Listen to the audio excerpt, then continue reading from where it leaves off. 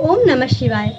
प्रिय बंधुओं, मेरे प्रिय गुरुजनों, आप सभी को मेरी चैनल फर्स्ट हेवन पे बहुत बहुत स्वागत है।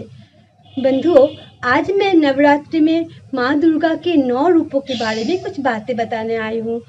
हम सभी जानते हैं कि नवरात्रि में माँ दुर्गा की 9 रूपों की पूजा की जाती है। वो 9 रूप क्या है, किस लिए हम उनके पूजा करते हैं, इसके पीछे कहानी क्या है, इस बारे में मैं आज बताने आई हूँ। तो चलिए वीडियो में चलते हैं।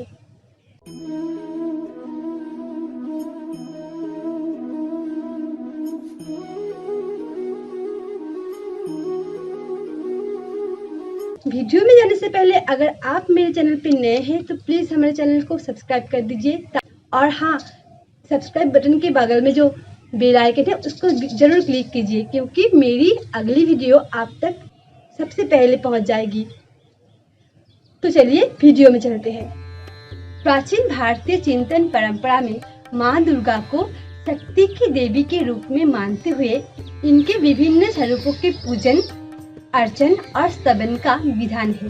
बंधुओं, आप सभी जानते होंगे कि हमारे यहाँ वर्ष में 2 बार माँ दुर्गा के 9 स्वरूपों के आराधना के लिए नवरात्रि के आयोजन किया जाता है। इन नवरात्रि में माँ दुर्गा के 9 स्वरूपों के विशेष पूजन और अर्चन किया जाता है। 9 दिनों के बाद विजयदशमी के एक दिन पूर्व शारदीय नवरात्रि संपन्न होती है। नवरात्रि के पहले दिन घट स्थापना के बाद माँ दुर्गा के प्रथम स्वरूप शैलपुत्री के पूजन, अर्चन और स्तवन किया जाता है। शैल यानी हिमालय। पौराणिक कहानी अनुसार माँ दुर्गा एक बार पर्वतराज हिमालय के घर में पुत्री के स्वरूप जन्म लिया था और इसी कारण उनका नाम शैलपुत्री हुआ।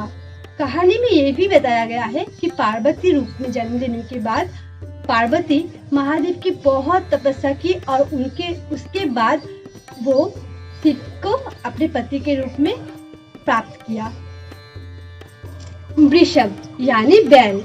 इनके वाहन होने के कारण इनका और एक नाम वृषभारूढ़ा भी जाना जाता है। माँ दुर्गा के शैलपुत्री के स्वरूप में जो हम लोग तस्वीर देख पा रहे हैं, इनके दाएं हाथ में त्रिशूल है और बाएं हाथ में माँ के हाथ में कमल है। नवरात्रि के दूसरे दिन माँ दुर्गा के दूसरा रूप ब्रह्मचारिणी रूप की पूजा का विधान है। माँ दुर्गा के ब्रह्मचारिणी रूप में दाएं हाथ में माला और बाएं हाथ में कमंडल है।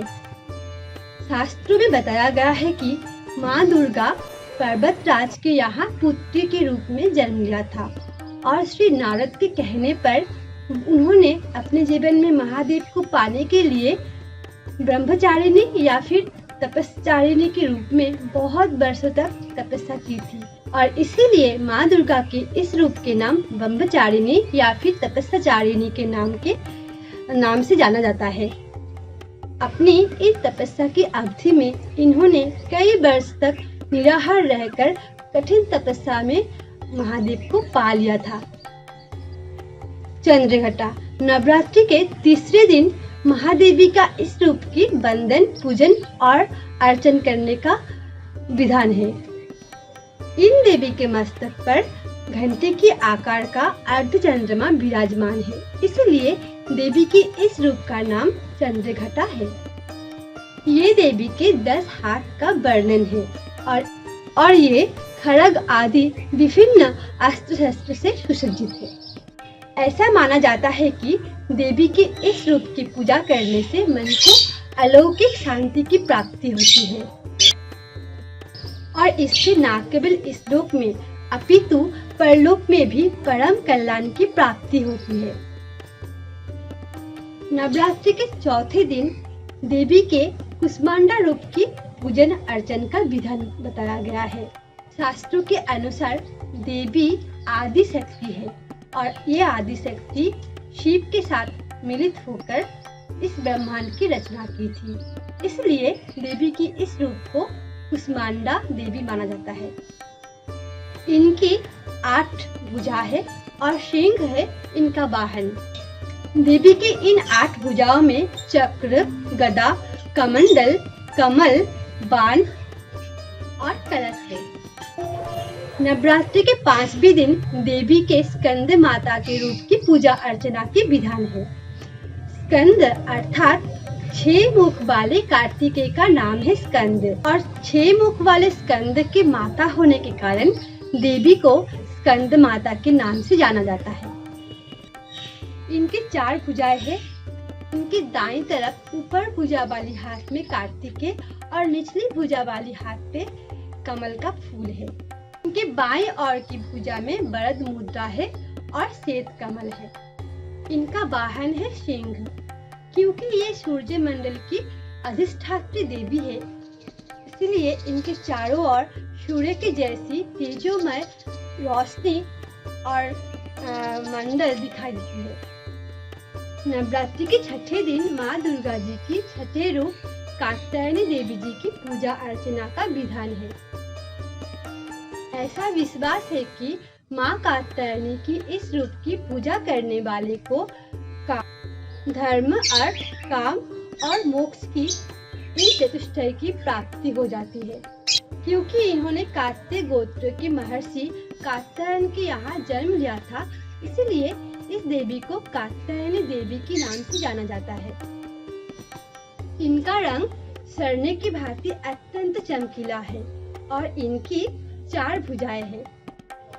इनके दाईं ओर की ऊपर वाला हाथ अभय मुद्रा है और नीचे वाला हाथ वर मुद्रा में है।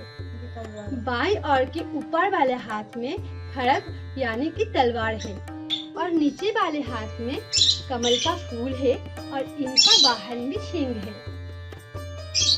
नवरात्रि के 7वें दिन देवी की काल रात्रि की देवी की मां का पूजा का विधान है। इनका रंग बिल्कुल काला है, बाल बिखरे हुए हैं।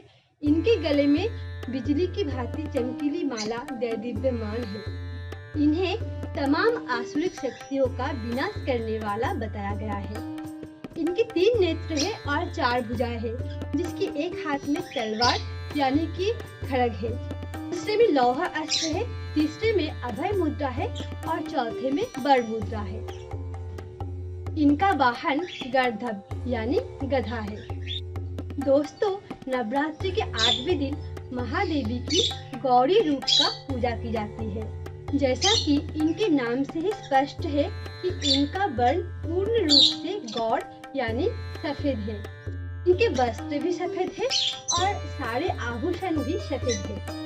इनका वाहन वृषभ अर्थात बैल है और इनके 4 हाथ है।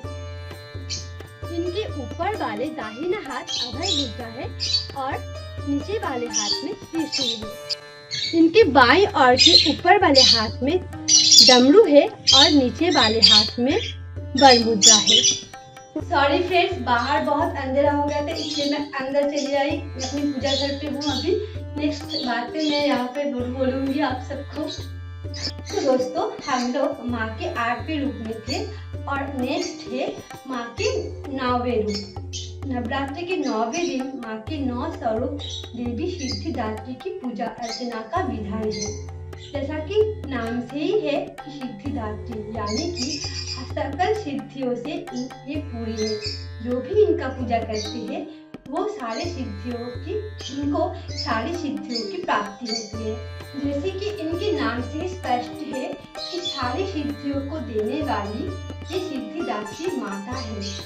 इनके 4 हाथ हैं और ये कमल पुष्प पर विराजमान है। वैसे इनका वाहन भी सिंह है और इनके दाहिने और ऊपर वाले हाथ में चक्र है और नीचे वाले हाथ में गदा है। इनके बाएं तरफ के नीचे वाले हाथ में कमल का फूल है और ऊपर वाले हाथ में शंख है। प्राचीन शास्त्र में अनिमा, महिमा, गरिमा, लघिमा, प्राप्ति, प्राकत्व, ईशित्व और वसित्व नाम के 8वें सिद्धियों का नाम है, जो कि माता के इस स्वरूप में विराजमान है। और माता की इन रूप की पूजा करने से इन 8 सिद्धियों को प्राप्त होती है। तो फ्रेंड्स, ये थी मेरी आज की वीडियो माँ की 9 रूप की स्वरूप के बारे में। आप सबको जान के कैसा लगा मुझे कमेंट में जरूर बताइएगा। और अगर मेरी वीडियो आप सबको पसंद आए तो एक लाइक, छोटा सा लाइक कर दीजिएगा। मेरे चैनल को प्रसार करने के लिए मेरी वीडियो को शेयर कीजिए सारे दोस्तों में, परिवार में, गुरुजनों में। और गुरुजन लोग मेरे प्रणाम लीजिएगा, मेरे बंधुओं मुझे सपोर्ट कीजिएगा। आज के लिए मैं श्रेष्ठा यहीं पे वीडियो खत्म करती हूँ। फिर मिलूंगी ऐसे ही अच्छी वीडियो लेके आपके लिए। तब तक के लिए धन्यवाद। राधे राधे।